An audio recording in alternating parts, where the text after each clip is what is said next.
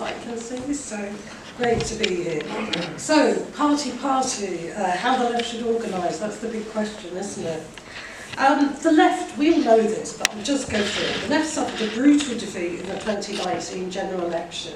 I don't know about you, but I stayed in bed for several days with that Unite hoodie on me, with the, whatever it said on the back, you know, in despair. And although there were numerous attempts to organise and fight back after the election, such as Don't Leave organised, Enough is Enough, there were various things that started. These were hampered, not least by the onset of the pandemic, because we were all inside then, we couldn't meet, we couldn't kind of do the things we wanted to do. But they were also unsuccessful. I would say, well, we had Starmer being elected as the leader of the Labour Party, obviously that was a major setback. We had the purge of the left within the Labour Party, and then we saw MPs who are supposed to be on the left, too frightened to speak out about anything or go to meetings, some wouldn't go on the picket line anymore. So all of these were problematic, but also I think we were hampered in these campaigns and things by it being very top-down rather than grassroots up. The campaigns were too timid. They adopted a top-down approach, often featuring people who were far from working class themselves, and often taking a very woolly, left, moralistic, individualistic approach to issues rather than couching things in class politics. So, like many of you, I wear many hats, I'm sure you do too. So, yes, I'm a director of the collective, which I'll talk about in a bit, which is trying to sort of start a new left party. I'm also a co-director of the Peace and Justice Project with Jeremy Corbyn, but my main job, what I do on a day-to-day basis, is working in a law centre, Harrow Law Centre, which I set up in 2010. And I did that. I'd worked in the voluntary sector and the advice sector for many years, Citizens Advice, CPAG, Family Rights Group. So I could see there was a need for people to get advice to deal with individual problems. So I'm also a trade unionist. I joined a trade union at the age of a teenager, a long time ago. And that's because I came from a working class background, Irish community in Harlesden. And I saw, primarily it was the dads, because most of the mums were kind of working part-time, but lots of the dads of families that I knew being killed or injured in construction because they were working in non-unionised work. So I saw at a very early age as a child the need for collective action. I saw the injustice, I saw the racism, I saw the unfairness. And it's worth bearing that in mind because I so often hear today, young people don't care about politics, we need to educate young people. You ask a young person who's living in dire housing conditions what life is like and they will tell you. And I found that in the last general election where I seemed to develop a fan club of sort of 10 and 11-year-olds who would stop me in the street. And this is because when I spoke to them and told them what I believed in, what I wanted to, what I wanted to change, they'd tell me, well, out of all those, I think housing is the most important. And that's because they were living 8 people in 2 rooms that's damp and disgusting, basically. So young people see what's going on. So, as I said, I've worked in a kind of law centre and similar backgrounds for quite a long time. And working in a law centre means that I see the problems that are impacting on working class people. See them every day, from housing to poverty, asylum, immigration, all of those issues that we deal with on a day-to-day basis. And we have huge success in my law centre. I'm very proud. We have one of the members of staff in the audience. But that is dealing with things like a band-aid. It's not dealing with the root cause. So even if you stop one family being moved 100 miles away from where they live because they're told we don't have any housing, it's all gone, it's all sold, or it's too expensive because the housing benefit or universal credit level won't meet the level of your rent, so we have to move you far away. So it's very much the case that I believe we need something more than just this individualistic approach. So, where are we now? Barely a day goes by, and I just came in at the tail end of your discussion around fascism and what it is, which is quite an important discussion at the moment. But barely a day goes by without a reference to the growing danger of the rise of the far right, and some even referring to fascism. Even the liberal media now, and centrist politicians are concerned. So, you know, they've even brought Jeremy back onto the telly, so they must be a bit worried. So, Reform are now leading by 6 points, above Labour, according to one poll this week. And the rise in popularity of parties such as Reform and leaders such as Nigel Farage is far from unique to the UK, as you've heard earlier today, and from Yanis now. A similar thing is happening, I probably don't need to tell you, but all over Europe, the AfD in Germany, Meloni in Italy, Orban in Hungary, Le Pen in France, and the Swedish Democrats in Sweden. They're all doing well. And in America, we've got Trump. Trump, who's called chaos in just 2 weeks that he's been president, but he's doing well. So why is this? Why are we getting this? Now, all too often I hear, and I'm sure from nobody in this audience, but I do hear from some on the left and from centrists who say the rise in the far right, it's happened because working class people are uneducated, because they're racist.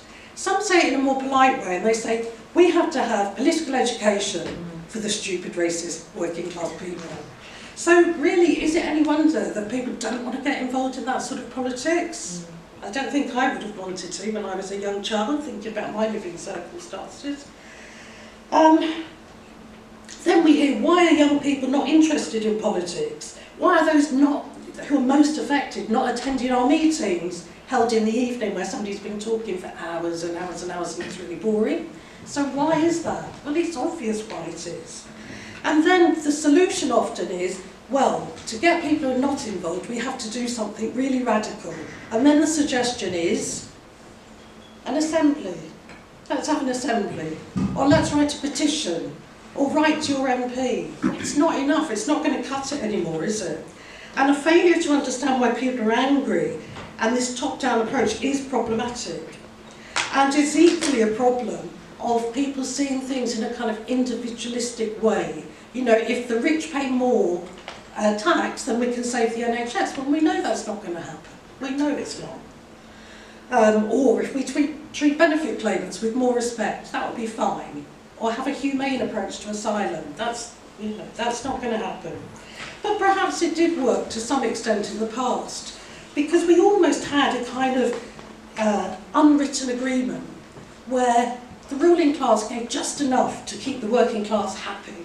Well, maybe not happy, but thinking that they could have a better life. You know, secure jobs, with council housing, with the emergence of the welfare state. People thought that they could do better. They could buy a home maybe, they could get a council home, they could live securely. They might even go to university. But much of that is gone, and people are angry, and this is the reason they're turning to parties such as Reform. Not because they're stupid, not because they're racist, but because they are anti-establishment. They are sick to death of all the established parties. And anybody who was knocking on doors, if they didn't know before, in the 2024 election, would know that. If they were sick of them all. Some voted Labour, holding their nose because they just didn't want the Tories, and hoping that Labour would offer an alternative. And of course they haven't. They are continuing austerity policy, they're anti-migrant, pro-NATO, all of those things that people perhaps thought might change. But now, what we have is a growing body of people who are affected by austerity, by the lack of housing and everything else. Where once it might just have impacted on working class, poorer people, we've now got a whole body of middle class people who once would have had quite a comfortable life. If you were a doctor, a lawyer, a teacher, you probably would have been able to buy a home and have quite a comfortable life with a good pension. But that's not the case anymore. So we've got this growing body of angry people. So, what I would say, many people are really frightened by what's happening and this turn to kind of populist parties, but we should see it as an opportunity because they're rejecting the status quo. And people say, well, we want to revert back to how things were, and the date of where we revert back to changes according to who they are. Some might say, well, you know, the days when I went to university, it was free, it was all wonderful. Yeah, but, well, I went to school, working class area, most people didn't go to university. They left school at 16 and they got jobs in construction. Okay, sorry, hurry up, okay. So, the rise of what we've been doing is trying to build something, grassroots up, by bringing left organisations together within something called the collective, with a view to trying to form a new party. But it's got to be a genuinely left party. You've got to have something that we can offer to people. So something tangible. It's not enough just to organise, and it's not enough just to have a party. Because what we've seen in the past is how left parties, leaders, capitulate because of capitalism. They can't operate a kind of system within the capitalist system for the working class. It's impossible. We've seen it fail throughout, haven't we? From Harold Wilson throughout Europe and everywhere else. So we have to have absolutely strong policies, a programme of nationalisation, and shout about it so that people know. We can't be this kind of quiet, apologetic, soft left politicians that we have had in the past. We need to be absolutely ruthless. So for example, just give one example, I need to finish, so I'll just quickly say this. If we talk about nationalising the utilities, but what about if we nationalised construction? What about if housing were built purely for the needs of people, so that we didn't have developers building little boxes that cost thousands and thousands that nobody can afford to live in? That's just one example. And you think about Trump. How can anybody think he's anti-establishment? How can anybody think Farage is? Because they're telling people they are. They're saying, you're angry, you're right to feel angry. Look what they've done to you. Look what the courts have done to you. Look what these politicians have done to you. So we need to be doing the same. But we need to be saying, it's not your working class neighbour, it's not your benefit claimant, it's not the migrant, it's the capitalists that are doing this. Kick out the capitalists, that's what we need to say. So I'll stop there, but I'm happy to answer.